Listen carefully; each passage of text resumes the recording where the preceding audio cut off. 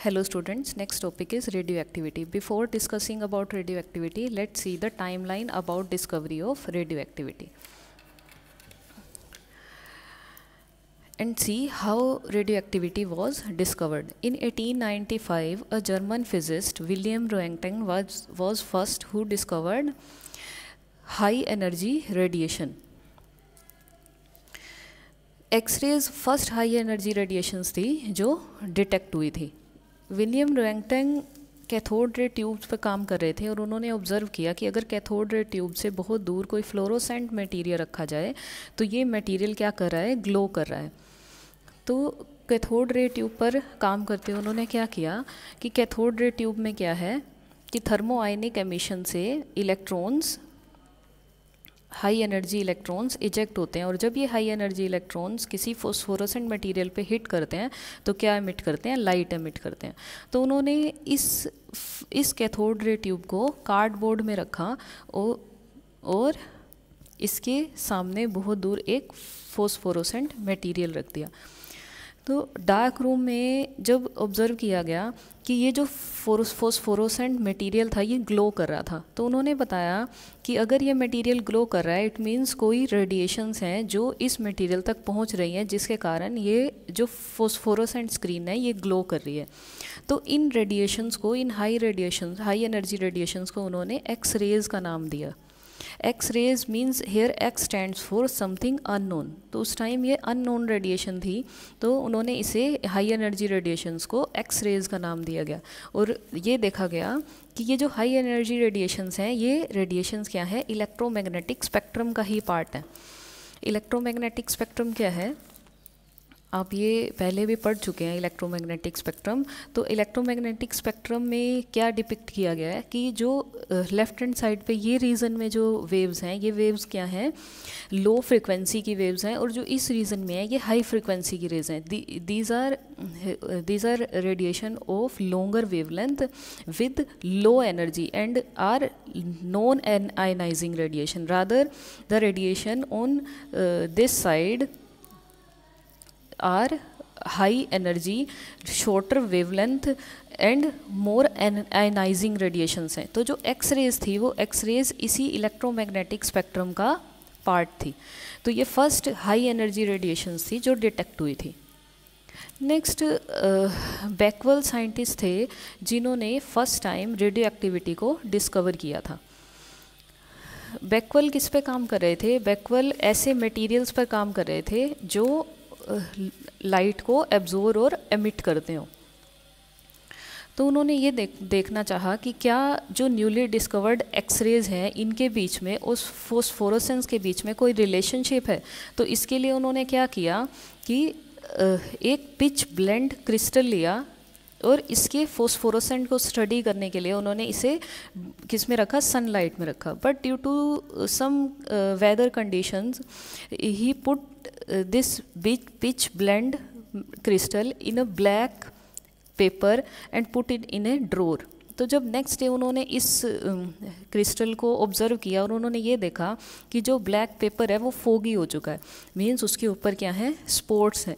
तो उन्होंने ये बताया कि जो ये इसका जो रीज़न है कि ये जो ब्लैक पेपर या फिर जो जिसके ऊपर क्या है जो फोगी हो चुका है, ये इसका रीज़न क्या है, ये क्लाउडी पेपर का रीज़न क्या है कि जो पिच ब्लेंड क्रिस्टल जिस जो पेपर में रैप किया गया है ये क्या कर रहा है, एनर्जी एमिट कर रहा है. ये पिच ब्लेंड क्रिस्टल क्या है, it's a uranium ore and have uranium in it. और यूरेनियम क्या है, यूरेनियम एक रेडियो एक्टिव मटीरियल है जो कंटिन्यूसली क्या कर रहा है, रेडिएशंस को एमिट कर रहा है. तो उन्होंने पहले तो इसे सनलाइट में रखा और ये देखा कि शायद ये एनर्जी एब्जॉर्ब करके एमिट कर रहा है. बट जब उन्होंने इसे ड्रॉर में रखा एक दिन के लिए और नेक्स्ट डे इसे ऑब्जर्व किया तो ये देखा कि जो ब्लैक पेपर था वो क्या हो चुका था, फोगी हो चुका था. तो इससे ये पता लग रहा था कि जो ये प्रोसेस हो रहा है जिस मीन्स कि जो इस मटीरियल से रेडिएशंस एमिट हो रही हैं वो एक्सटर्नल कंडीशंस पर डिपेंड नहीं कर रही. These are independent of external condition. तो उन्होंने इस प्रोसेस को रेडियो एक्टिविटी का नाम दिया जिसमें मटेरियल इटसेल्फ एनर्जी रिलीज कर रहा है. तो इसके बाद Pierre Curie and Marie Curie scientist थे जिन्होंने इस मटेरियल से दो नए रेडियो एक्टिव मटेरियल्स को एक्सट्रैक्ट किया, और ये रेडियो एक्टिव मटेरियल्स कौन से थे? पोलोनियम और रेडियम।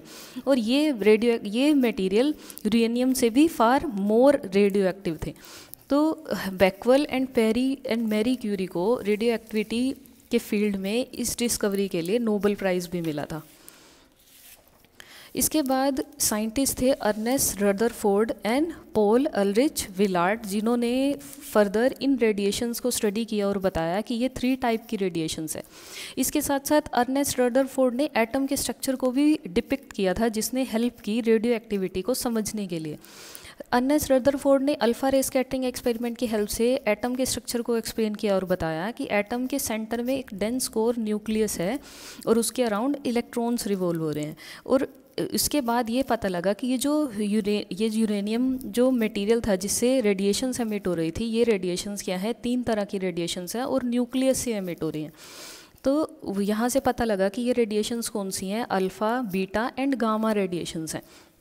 और गामा रेडिएशंस की डिस्कवरी पॉल अल्रिच विलार्ड ने की थी कि और ये बताया था कि ये जो रेडिएशंस एमिट हो रही हैं न्यूक्लियस से, ये इलेक्ट्रोमैग्नेटिक रेडिएशंस हैं और फोटोन्स हैं। रादर ये जो अल्फ़ा एंड बीटा पार्टिकल्स हैं, these are matter waves. So next, इससे ये पता लगा एटम का स्ट्रक्चर एक्सप्लेन होने के बाद कि ये रेडिएशंस कहाँ से आ रही थी। ये रेडिएशन एटम के न्यूक्लियस से एमिट हो रही थी कि जो भी अनस्टेबल न्यूक्लियाई होते हैं वो खुद को स्टेबल करने के लिए क्या करते हैं?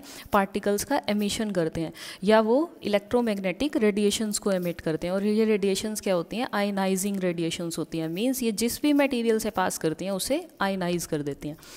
तो ये रेडिएशंस कौन सी थी? Alpha radiations, alpha particle, beta particle and gamma rays. तो रेडियो एक्टिविटी क्या है? रेडियो एक्टिविटी एक ऐसा प्रोसेस है जिसमें कोई अनस्टेबल एलिमेंट खुद को स्टेबल करने के लिए क्या करता है? रेडिएशंस को एमिट करता है। Means radioactivity is a process by which an unstable nucleus emits particle or energy in form of electromagnetic radiations. तो इसे क्या बोलते हैं? रेडियो एक्टिव प्रोसेस बोलते हैं। तो जब रेडियो एक्टिव मटीरियल से एमिट होने वाली रेडिएशंस को मैग्नेटिक फील्ड और इलेक्ट्रिक फील्ड में रखा गया, तो क्या ऑब्जर्व हुआ कि यहाँ मैग्नेटिक फील्ड कैसे अप्लाई किया हुआ है? Perpendicular to the plane of paper. और ये देखा गया कि जो अल्फ़ा रेज हैं ये क्या कर रही हैं? बेंड हो रही हैं, but with small angle. But अगर हम बीटा रेडिएशंस को देखें तो ये बहुत लार्ज एंगल से बेंड हो रही हैं। रादर जो गामा रेडिएशंस थी वो अनडिफ्लेक्टेड स्ट्रेट पास हो रही थी। तो इससे ये पता लगा कि जो अल्फ़ा रेडिएशंस हैं, दीज आर मैसिव रेडिएशंस, कि जिनका मास बहुत ज़्यादा है कंपैरेटिवली टू बीटा रेडिएशन। जो बीटा रेडिएशंस हैं, ये बीटा रेडिएशंस क्या हैं? लाइट, इनका मास बहुत कम है। और गामा रेडिएशंस ऐसी रेडिएशंस हैं which are photons and pass through this field undeflected. इसके बाद जब इन्हें इलेक्ट्रिक फील्ड में रखा गया तो इलेक्ट्रिक फील्ड में इस रेडियो एक्टिव मटीरियल से एमिट होने वाली रेडिएशंस में अल्फ़ा जो रेडिएशंस थी वो नेगेटिव प्लेट की तरफ अट्रैक्ट हुई, और जो बीटा रेडिएशंस थी वो पॉजिटिव प्लेट की तरफ, और जो गामा रेडिएशंस थी वो स्ट्रेट पास हो रही थी। तो ये अल्फ़ा रेडिएशंस क्या थी? यहाँ से जो नेगेटिव प्लेट की तरफ अट्रैक्ट हुई, it means they possess positive charge, and beta radiations जो पॉजिटिव प्लेट की तरफ अट्रैक्ट हुई, it means they possess negative charge. और गामा रेडिएशंस क्या है? अनचार्ज रेडिएशंस हैं जो इलेक्ट्रिक फील्ड्स से अफेक्ट नहीं हो रही और स्ट्रेट पास हो रही हैं। तो यहाँ से पता लगा कि alpha radiation massive positive charge particles हैं, बीटा रेडिएशन लाइट मास नेगेटिव चार्ज पार्टिकल्स हैं, और गामा रेडिएशंस पर कोई चार्ज नहीं है। तो यहाँ से क्या पता लगा कि जब अनस्टेबल न्यूक्लियस क्या करते हैं? रेडिएशंस एमिट करते हैं। तो ये रेडिएशंस कौन सी हैं? Alpha radiations, beta radiations and gamma radiations. And this process is called radioactivity, in which an unstable nucleus emits radiations to get stable. तो ये radiations कौन सी थी? These are alpha radiation and represented by Greek symbol alpha. और alpha radiations क्या है? Alpha radiations consist of 2 protons and 2 neutrons. It's a helium nucleus and possess +2 charge and its mass is 4 times of atomic mass unit. And beta radiations are of two type. One is positive beta radiations and negative beta radiations. Positive means beta minus, these are electrons having -1 charge and mass approximately negligible. और positrons क्या हैं, ये beta radiations का ही part हैं, but beta positron में beta plus particles emit होते हैं जो क्या है, एंटी मैटर है इलेक्ट्रॉन का, और इन पे चार्ज कितना है, +1 चार्ज है and also mass is negligible. और नेक्स्ट रेडिएशंस कौन सी थी, गामा रेडिएशंस हैं. ये क्या है, फोटोन्स हैं जो इलेक्ट्रोमैग्नेटिक एनर्जी है, इस पर कोई चार्ज नहीं है और इनका कोई मास नहीं है. तो यहाँ से ये पता लगा कि ये रेडियो एक्टिविटी से जो रेडिएशंस एमिट हो रही हैं वो कौन सी रेडिएशंस हैं. और ये रेडिएशंस कहाँ से एमिट हो रही हैं, ये radiations from unstable nucleus emit हो रही हैं. आप इस पिक्चर में देखें कि एक्स रेज भी शो की हुई हैं. ये एक्स रेज कैसे एमिट होती हैं कि जब ये इनर इलेक्ट्रॉन्स एटम के इनसाइड जो KLMN शेल में इनर इलेक्ट्रॉन्स होते हैं, जब ये ट्रांजिशन करते हैं तब एक्स रेज प्रोड्यूस होती हैं. और ये एक्स रेज क्या है, these are also high energy radiations but are have less energy than gamma radiations. And gamma radiations का जो ओरिजिन है वो ओरिजिन क्या है, न्यूक्लियस, बट एक्स रेज का जो ओरिजिन है वो इलेक्ट्रॉनिक ट्रांजिशन है. और दोनों ही हाई एनर्जी रेडिएशंस हैं, बट गामा रेडिएशंस की एनर्जी एक्स रेज से ज़्यादा है. सो यहाँ से क्या पता लगा कि 3 टाइप की रेडिएशंस एमिट हो रही हैं, अल्फ़ा, बीटा एंड गामा. तो ये अब अल्फ़ा रेडिएशंस क्या है, अल्फ़ा रेडिएशंस जैसे कि बताया गया कि अल्फ़ा रेडिएशंस पर में 2 प्रोटॉन और 1 न्यूट्रॉन है, और ये क्या है, बाउंड स्टेट है किसकी, 2 प्रोटॉन की और 2 न्यूट्रॉन की. जब हमने बाइंडिंग एनर्जी कर्व स्टडी किया था तो आपने वहाँ देखा था कि जो भी न्यूक्लियाई हैं जिनका मास नंबर <28 है और जो मल्टीपल हैं किसके, 4 की, वो बहुत ही स्टेबल न्यूक्लियस थे. और सबसे लो लाइट एलिमेंट में जो स्टेबल न्यूक्लियस था वो किसका था, हीलियम का. तो इट मीन्स ये हीलियम न्यूक्लियस क्या है, लाइट न्यूक्लियाई में सबसे स्टेबल न्यूक्लियाई है, और यही न्यूक्लियाई है जो रेडियो एक्टिविटी के टाइम पर न्यूक्लियस से एमिट होता है. तो ये अल्फ़ा पार्टिकल पर क्या है, 2+ पॉजिटिव चार्ज है, और ये बहुत ही मैसिव पार्टिकल है और पीस ऑफ पेपर से भी स्टॉप हो जाता है कि ये उसके थ्रू भी इजी क्या करता है, उसको उसमें पेनिट्रेट ज़्यादा नहीं करता, ट्रैवल नहीं करता, और पीस ऑफ पेपर से भी स्टॉप हो जाता है. और ये क्या है, ये रेडिएशन आयनाइज कर देती है मैटर को. आयनाइज किस तरह से देखें आप कि हीलियम न्यूक्लियस मीन्स हीलियम की जो न्यूक्लियस में ये जो अल्फ़ा रेडिएशंस हैं जब ये मैटर में से पास होती हैं तो मैटर में क्या प्रेजेंट है, एटम्स प्रेजेंट हैं.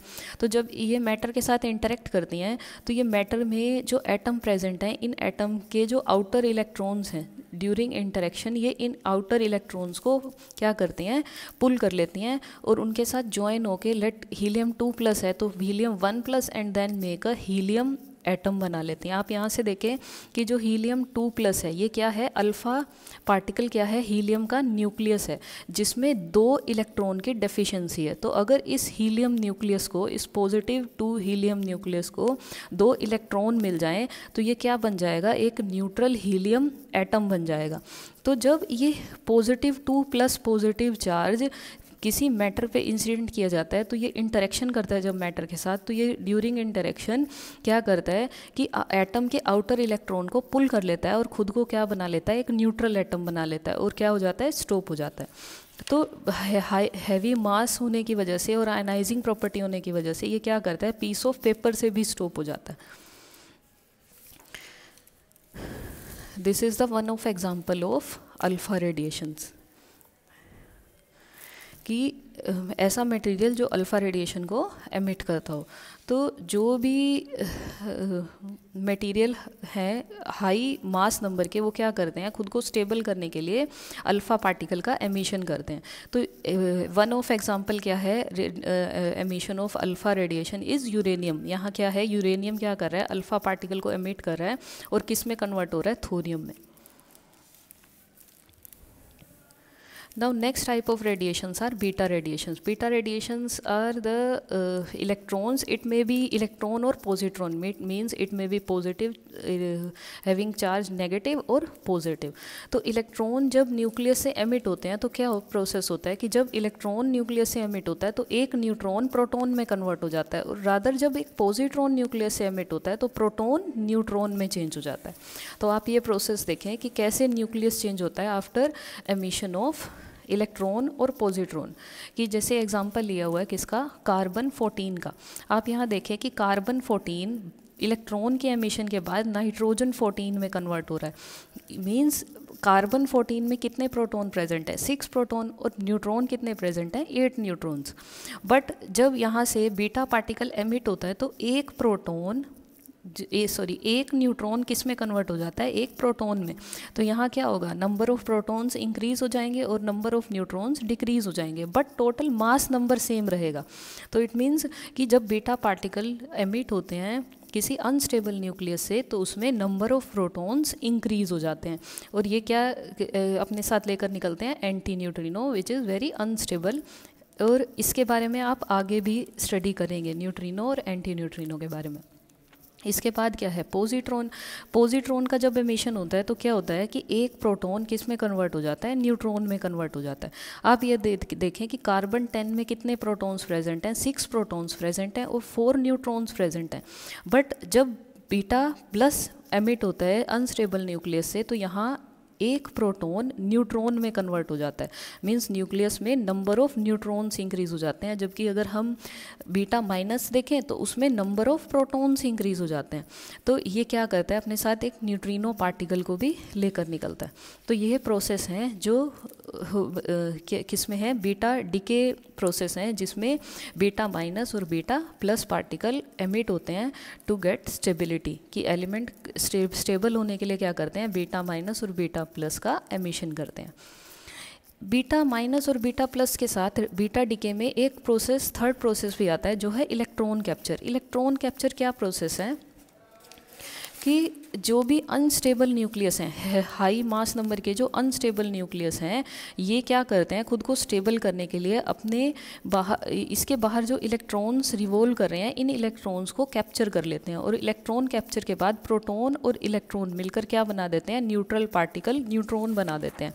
जिससे क्या होता है, न्यूक्लियस में नंबर ऑफ न्यूट्रॉन्स इंक्रीज हो जाते हैं और नंबर ऑफ प्रोटॉन्स डिक्रीज हो जाते हैं. ये भी एक प्रोसेस है जिसके थ्रू जो अनस्टेबल न्यूक्लियस है वो खुद को क्या करता है, स्टेबल करता है. तो इस प्रोसेस में क्या है कि न्यूक्लियस में नंबर ऑफ प्रोटॉन्स क्या हो जाते हैं, रिड्यूस हो जाते हैं और न्यूट्रॉन्स इंक्रीज हो जाते हैं, और बाहर क्या निकलता है, न्यूट्रिनो पार्टिकल निकलता है. तो यहाँ पर इन तीनों प्रोसेसेस में क्या है, इन तीनों प्रोसेसेस में कि जिन न्यूक्लियाइज में नंबर ऑफ प्रोटॉन्स क्या हो, नंबर ऑफ प्रोटॉन्स कम हो तो वो क्या करते हैं, बीटा माइनस का डीके करते हैं और नंबर ऑफ प्रोटॉन्स उसमें इंक्रीज हो जाते हैं. जिन न्यूक्लियाइज में नंबर ऑफ प्रोटॉन्स क्या है, जिनमें नंबर ऑफ प्रोटॉन्स कम है वो क्या करते हैं, बीटा माइनस का, और जिसमें नंबर ऑफ प्रोटॉन ज़्यादा है वो किसका करते हैं, बीटा प्लस का. इसी तरह जो हैवी मास नंबर न्यूक्लियाइज हैं जिसमें नंबर ऑफ प्रोटॉन्स बहुत ज़्यादा हैं वो क्या करते हैं, इलेक्ट्रॉन कैप्चर प्रोसेस करते हैं. और क्या करते हैं, इलेक्ट्रॉन कैप्चर करके न्यूक्लियस में क्या होते हैं, नंबर ऑफ प्रोटॉन्स रिड्यूस हो जाते हैं. तो ये क्या है, डिफरेंट बीटा डीके प्रोसेसेस हैं. तो ये जो बीटा माइनस और बीटा प्लस पार्टिकल एमिट हो रहे हैं, इनकी क्या प्रॉपर्टी है कि ये मैटर के थ्रू पास हो जाते हैं, जिस ऐसे मैटर के थ्रू जो अल्फ़ा पार्टिकल को स्टॉप कर देते हैं. जैसे कि हमने एग्जांपल देखा कि पीस ऑफ पेपर से अल्फ़ा पार्टिकल स्टॉप हो जाते हैं, बट बीटा पार्टिकल पेपर से इजीली पेनिट्रेट हो जाते हैं. और ये क्या है, फास्ट मूविंग पार्टिकल्स हैं क्योंकि इनका मास बहुत ही कम है कंपैरेटिव टू अल्फ़ा पार्टिकल्स. और जब बीटा पार्टिकल्स एमिट होते हैं तो क्या होता है कि न्यूक्लियस में नंबर ऑफ प्रोटॉन्स इंक्रीज हो जाते हैं, या बीटा प्लस का जब एमिशन होता है तो नंबर ऑफ प्रोटॉन्स रिड्यूस हो जाते हैं. और ये क्या करते हैं कि पेपर से तो इजीली पास हो जाते हैं, बट ये एल्युमिनियम या वुड से स्टॉप हो जाते हैं। और जैसे अल्फ़ा पार्टिकल के मैटर को आयनाइज कर देते हैं, इसी तरह बीटा पार्टिकल्स हाई रेडिएशंस जब मैटर के थ्रू पास होती हैं तो ये उसे आयनाइज कर देते हैं। किस तरह से कि जब ये रेडिएशन मैटर के थ्रू पास होती हैं कि इसमें प्रेजेंट जो इलेक्ट्रॉन्स हैं ये क्या करते हैं, इसके इलेक्ट्रॉन्स के साथ इंटरेक्ट करते हैं। जब ये बीटा पार्टिकल्स इंसिडेंट किए जाते हैं तो ये इलेक्ट्रॉन क्या करते हैं, इन्हें इलेक्ट्रॉन को इजेक्ट कर देते हैं एटम से, और ये इस एटम को क्या बना देते हैं, आयन बना देते हैं। और ये एटम क्या हो जाता है, आयनाइज हो जाता है और अपनी एनर्जी ट्रांसफ़र कर देते हैं नेक्स्ट को, तो जिससे ये बीटा पार्टिकल्स क्या हो जाते हैं, स्लो डाउन हो जाते हैं। नेक्स्ट टाइप की जो रेडिएशंस हैं, ये रेडिएशंस कौन सी हैं, gamma radiations. These are much more penetrating than beta particles and alpha particles. और ये क्या है, ये हाई एनर्जी फोटोन्स हैं जो न्यूक्लियस से एमिट हो रहे हैं, और ये इनकी एनर्जी एक्स रेज से भी ज़्यादा है। और ये क्या है कि अगर ये इजीली ह्यूमन बॉडी से भी पास हो जाते हैं और बहुत ही डेंजरस होते हैं। इस पिक्चर में क्या डिपिक्ट किया गया है कि कोई एक्साइटेड न्यूक्लियस है, जब वो ग्राउंड स्टेट पर ट्रांजिशन करता है तो क्या एमिट करता है, गामा रेडिएशंस एमिट करता है। जैसे कि आप इलेक्ट्रॉनिक ट्रांजिशंस में देखते हैं कि इलेक्ट्रॉनिक ट्रांजिशंस के केस में क्या होता है कि जब इलेक्ट्रॉनिक ट्रांजिशन में इलेक्ट्रॉन क्या है, जो एक्साइटेड स्टेट में प्रेजेंट इलेक्ट्रॉन है, जब वो ग्राउंड स्टेट में ट्रांजिशन करता है तो क्या करता है, रेडिएशंस एमिट करता है। It may be visible infrared radiations. But जब इसी तरह न्यूक्लियस के भी क्या है, एनर्जी लेवल्स हैं, तो जब ये न्यूक्लियस क्या है, एक्साइटेड स्टेट में प्रेजेंट है, और जब ये एक्साइटेड स्टेट से ग्राउंड स्टेट में ट्रांजिशन करता है तो ये फोटोन्स एमिट करता है। और ये जो फोटोन्स हैं ये बहुत ही हाई एनर्जी के फोटोन्स हैं, दीज आर गामा रेडिएशंस। सो यहाँ स्टार एक एक्साइटेड न्यूक्लियस को रिप्रेजेंट कर रहा है और ये स्टेबल न्यूक्लियस को। तो जब ये एक्साइटेड न्यूक्लियस गामा फोटोन का एमिशन करता है तो क्या हो जाता है, स्टेबल हो जाता है। और ये गामा फोटोन पर का कोई मास नहीं है और ना ही कोई चार्ज है, तो जो न्यूक्लियस है उसमें नेट कोई चेंज नहीं आता। जैसे कि आप यहाँ देखें कि कार्बन अगर एक्साइटेड स्टेट में है तो ये ग्राउंड स्टेट में आने के लिए क्या करता है, gamma high energy gamma radiations को एमिट करता है। So this is the origin of gamma radiations. Next is the penetrating ability of nuclear radiation, कि ये जो रेडियो एक्टिविटी से रेडिएशन एमिट हो रही हैं इनकी कितनी पेनिट्रेटिंग पावर है। जो अल्फ़ा पार्टिकल्स हैं वो पीस ऑफ पेपर से भी इजीली स्टॉप हो जाती हैं, और जो बीटा रेडिएशंस हैं ये पेपर से तो पास हो जाती हैं बट ह्यूमन बॉडी से स्टॉप हो जाती हैं, ह्यूमन टिश्यू स्किन से स्टॉप हो जाती हैं।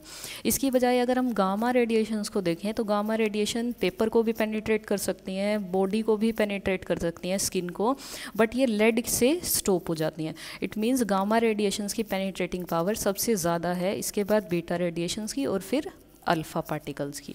आप यहाँ देखें कि बताया हुआ है कि जो अल्फ़ा पार्टिकल्स हैं ये क्या करते हैं, थिन माइका शीट से तो पेनिट्रेट हो जाते हैं बट स्किन से या थिक पेपर से स्टॉप हो जाते हैं। बट बीटा रेडिएशंस क्या हैं, बीटा रेडिएशंस पेपर से तो पास हो जाते हैं बट एल्युमिनियम फॉयल से स्टॉप हो जाती हैं। बट जो गामा रेडिएशंस हैं ये गामा रेडिएशंस क्या करती हैं, this gamma radiation pass from paper also from aluminium but these are stopped by thick lead, कि ये lead से स्टॉप हो जाते हैं। अब आप ये देखें कि जब ये रेडिएशंस एमिट होती हैं, इन रेडिएशन के एमिशन से न्यूक्लियस में क्या चेंजेस ऑब्जर्व होते हैं, कि आप यहाँ देखें कि जब अल्फ़ा पार्टिकल न्यूक्लियस से एमिट होता है, जब अल्फ़ा पार्टिकल, जैसे हमने यूरेनियम का एग्जांपल बताया था, तो जब अल्फ़ा पार्टिकल न्यूक्लियस से एमिट होता है तो उसमें क्या चेंज आता है कि अल्फ़ा पार्टिकल के एमिशन से जो मास नंबर है वो 4 से रिड्यूस हो जाता है बट जो एटॉमिक नंबर है वो 2 से रिड्यूस हो जाता है। इट मीन्स कि एमिशन, अल्फ़ा पार्टिकल के एमिशन से एलिमेंट की डिस्प्लेसमेंट हो जाती है, किसमें, पीरियोडिक टेबल में। और ये किस तरह से डिस्प्लेसमेंट होती है कि जो मास नंबर है 4 से रिड्यूस हो जाता है और जो एटॉमिक नंबर है वो 2 से रिड्यूस हो जाता है, इसे हम डिस्प्लेसमेंट लो भी कहते हैं। नेक्स्ट आप सिमिलरली बीटा डीके के केस में देखिए, बीटा डीके के केस में क्या है कि जितने भी अनस्टेबल न्यूक्लियाई हैं वो खुद को स्टेबल करने के लिए क्या करते हैं, अल्फ़ा और बीटा पार्टिकल्स का एमिशन करते हैं। जैसे कि यहाँ बताया हुआ है कि अगर इलेक्ट्रॉन का एमिशन हो रहा है, मीन्स बीटा माइनस का एमिशन हो रहा है, तो न्यूक्लियस में नंबर ऑफ प्रोटॉन्स इंक्रीज हो रहे हैं, इट मीन्स उसका एटॉमिक नंबर इंक्रीज इंक्रीज़ हो रहा है तो ये क्या करेगा, हायर एटॉमिक नंबर की तरफ डिस्प्लेस हो जाएगा। बट अगर हम ये देखें कि न्यूक्लियस अगर पॉजिट्रॉन का एमिशन कर रहा है तो पॉजिट्रॉन के एमिशन के टाइम पे न्यूक्लियस में नंबर ऑफ प्रोटॉन्स रिड्यूस हो जाते हैं, और ये नंबर ऑफ प्रोटॉन्स क्या रिड्यूस प्रोटॉन्स रिड्यूस होते हैं और नंबर ऑफ न्यूट्रॉन्स इंक्रीज हो जाते हैं। तो टोटल मास नंबर सेम है, बस पीरियोडिक टेबल में क्या होगा कि नंबर ऑफ प्रोटॉन्स 1 से रिड्यूस हो रहे हैं। इट मीन्स जो न्यूक्लियस है वो पीरियोडिक टेबल में लोअर एटॉमिक नंबर की तरफ मूव करेगा। सेम केस है किसके लिए, इलेक्ट्रॉन कैप्चर के केस में भी क्या है, नंबर ऑफ प्रोटॉन्स रिड्यूस हो रहे हैं और न्यूट्रॉन्स इंक्रीज हो रहे हैं, तो इसमें भी ट्रांजिशन किस तरफ होगा, lower atomic number side. So these are radiations alpha beta and gamma radiations. आप ये देखें कि ये रेडिएशंस कैसे एमिट होते हैं, कि ऐसा क्यों है कि अल्फ़ा बीटा और गामा रेडिएशंस किस तरह से न्यूक्लियस से एमिट हो रही हैं। और डिस्प्लेसमेंट लॉ में एक ये भी है कि अगर कोई मटेरियल एमिट कर रहा है रेडिएशंस को तो वो एक ही टाइप की रेडिएशंस को एमिट करेगा। दिस में भी इधर अल्फ़ा रेडिएशंस और दिस में भी इधर बीटा रेडिएशंस। तो ऐसा नहीं होगा कि एक मटेरियल जो अनस्टेबल है खुद को स्टेबल करने के लिए वो दोनों तरह की रेडिएशंस को एमिट करे। आप यहाँ से देखें अल्फ़ा डीके, ये ग्राफ के बारे में हम पहले भी स्टडी कर चुके हैं। ये ग्राफ किसके बीच में है, प्रोटॉन्स और न्यूट्रॉन्स के बीच में।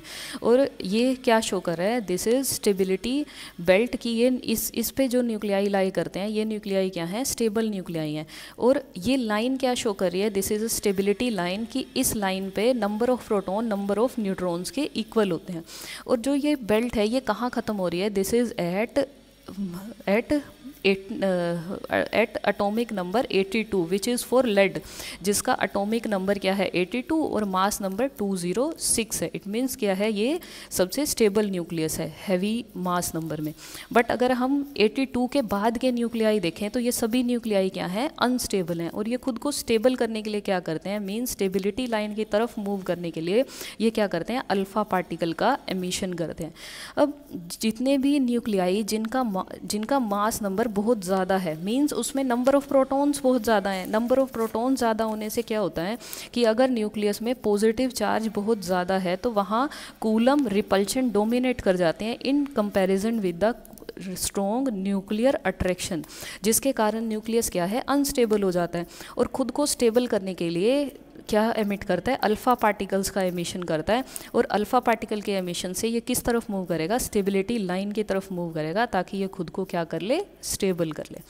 तो जितने भी न्यूक्लियाई हैं अबव 82 हाई मास नंबर के न्यूक्लियाई, ये खुद को स्टेबल करने के लिए कौन सा डीके करते हैं, अल्फ़ा डीके करते हैं। सो इस डीके में क्या होगा कि जो एलिमेंट है वो अल्फ़ा पार्टिकल को एमिट करने के बाद पीरियोडिक टेबल में 4 मास नंबर से रिड्यूस हो जाएगा और एटॉमिक नंबर उसका 2 से रिड्यूस हो जाएगा। जैसे कि एग्जांपल दिया यूरेनियम कन्वर्टेड इनटू थोरियम। इसी तरह आप देखें बीटा डीके के केस में क्या होता है कि इस कर्व में क्या है कि जो न्यूक्लियाई इस स्टेबिलिटी बेल्ट से अबव लाई करते हैं, इन सभी न्यूक्लियाइज में नंबर ऑफ न्यूट्रॉन्स बहुत ज़्यादा होते हैं। नंबर ऑफ न्यूट्रॉन्स ज़्यादा होने की वजह से ये क्या है, अनस्टेबल न्यूक्लियाई है। मींस एक स्टेबल न्यूक्लियाई में एक पर्टिकुलर रेशो के नंबर ऑफ प्रोटॉन्स और न्यूट्रॉन्स होने चाहिए, जो आपको पहले भी बताया हुआ है लेक्चर में। तो अगर जो न्यूक्लियाई इस रीजन में लाई कर रहे हैं जिनमें नंबर ऑफ न्यूट्रॉन्स ज़्यादा हैं, तो ये खुद को स्टेबल करने के लिए क्या करते हैं, बीटा पार्टिकल का एमिशन करते हैं, जिससे क्या होता है, न्यूक्लियस में न्यूट्रॉन किस में कन्वर्ट हो जाते हैं, प्रोटॉन में, और नंबर ऑफ प्रोटॉन्स न्यूक्लियस में इंक्रीज हो जाते हैं और ये क्या करते हैं, खुद को स्टेबल करते हैं। जैसे कि एग्जाम्पल दिया हुआ है आयोडीन का, आयोडीन किस में कन्वर्ट होता है, जीनोन में।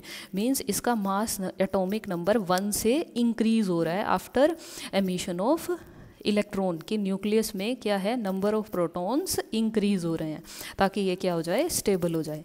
इसी तरह आप नेक्स्ट देखें, नेक्स्ट क्या है, पॉजिट्रॉन डीके। पॉजिट्रॉन डीके किन न्यूक्लियाइज के केस में होता है कि जो 82 से बिलो हैं बट जो क्या है, स्टेबिलिटी बेल्ट के बिलो लाई कर रहे हैं।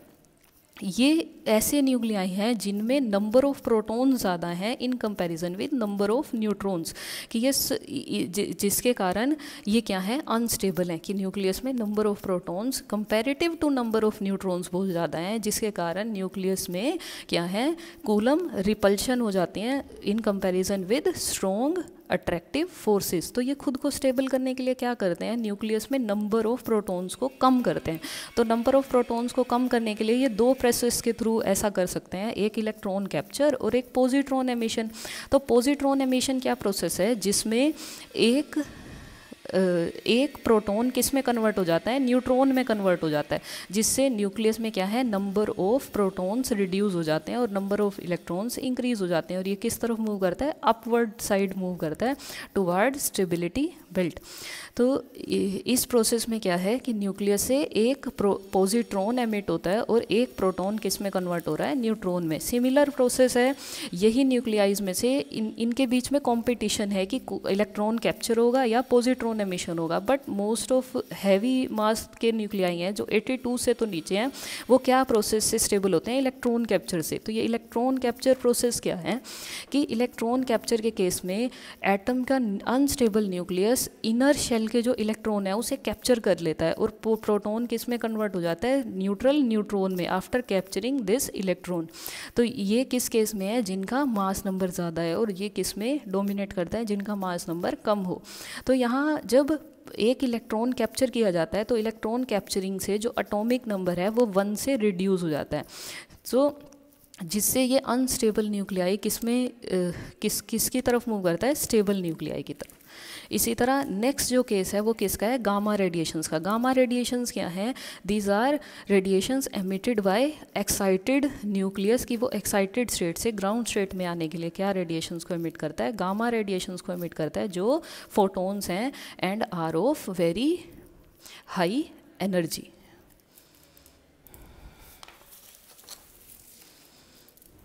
So this is summary about spontaneous radiation emitted by radioactive material. तो हमने क्या देखा कि different type of radiations emit हो रही हैं। These are alpha, beta, beta minus भी हो सकते हैं और बीटा प्लस भी हो सकते हैं।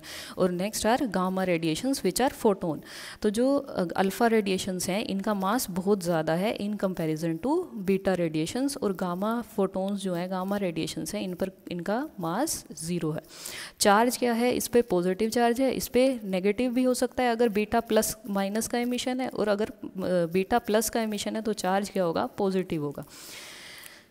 जो अल्फ़ा पार्टिकल्स हैं ये क्या हैं, हैवी पार्टिकल्स हैं, इसीलिए इनकी स्पीड कम होती है कंपैरेटिव टू बीटा पार्टिकल्स। क्या है, लाइट मास के हैं, इलेक्ट्रॉन्स हैं हैविंग निग्लिजिबल मास, तो ये बहुत हाई वेलोसिटी से मूव करते हैं और इनकी speed comparatively to 10% of speed of light के इक्वल होती है। नेक्स्ट है आयनाइजिंग एबिलिटी। जो हैवी न्यूक्लियस है हीलियम का, इसकी आयनाइजिंग एबिलिटी सबसे ज़्यादा है in comparison with beta radiations. इनकी जो आयनाइजिंग एबिलिटी है वो मीडियम है, और जो गामा रेडिएशंस हैं दीज एब्जॉर्ब डायरेक्टली और इनडायरेक्टली। आप यहाँ से देखें कि गामा रेडिएशंस मैटर के साथ कैसे इंटरेक्ट करती हैं। जब गामा रेडिएशंस किसी मैटर पे इंसिडेंट की जाती हैं तो इसमें प्रेजेंट क्या करता है कि इसमें 3 टाइप के प्रोसेसेस होते हैं। जब ये high energy gamma radiations interact करती हैं मटेरियल के साथ तो ये क्या करती हैं, इधर फोटो इलेक्ट्रिक इफेक्ट करती हैं, जो आप स्टडी कर चुके हैं, फोटो इलेक्ट्रिक इफेक्ट, जिसमें फोटोन किस में कन्वर्ट हो जाता है, किसको एमिट करता है, इलेक्ट्रॉन को एमिट करता है। नेक्स्ट क्या प्रोसेस हो सकता है, जब ये हाई एनर्जी रेडिएशन मैटर से इंटरेक्ट करती हैं तो ये जो रेडिएशन हैं, ये रेडिएशंस इलेक्ट्रॉन के साथ इंटरेक्ट करके ये क्या करती हैं, इलेक्ट्रॉन को रिकॉइल कर देती हैं और लेस एनर्जी से स्कैटर हो जाती हैं। तो ये क्या है, दिस इज़ कॉम्पटन इफेक्ट। और एक थर्ड प्रोसेस है कि जब ये गामा रेडिएशंस मैटर से इंटरेक्ट करती हैं तो थर्ड प्रोसेस क्या हो सकता है, that is pair production. Pair production क्या प्रोसेस है कि इसमें जब फोटोन न्यूक्लियर फील्ड के साथ इंटरेक्ट करता है तो ये फोटोन्स किस में कन्वर्ट हो जाते हैं, एक पॉजिट्रॉन और एक इलेक्ट्रॉन में। This is the best example of conversion of energy into matter. यहाँ पे क्या है, एनर्जी किस में कन्वर्ट हो रहा है, मास में। तो ये थर्ड टाइप का प्रोसेस है कि जब गामा रेडिएशंस मैटर के साथ इंटरेक्ट करती हैं तो डिपेंडिंग अपॉन देयर एनर्जी कि वो किस के साथ इंटरेक्ट कर रही हैं, अगर वो इलेक्ट्रॉन्स के साथ एटम के इंटरेक्ट कर रही हैं तो वो इनमें से कोई प्रोसेस होगा। बट जब उनकी एनर्जी बहुत ज़्यादा है और वो क्या है, इलेक्ट्रॉन्स को, एटम के इलेक्ट्रॉन्स को पेनिट्रेट करके न्यूक्लियर फील्ड तक आ गई हैं, तो ये न्यूक्लियर फील्ड के प्रेजेंस में क्या करती हैं, मैटर को क्रिएट करती हैं, which are positron and electron. This is pair production and are three processes by which gamma radiation interact with matter. So this is all about three types of radiation: alpha, beta and gamma. Thank you, students.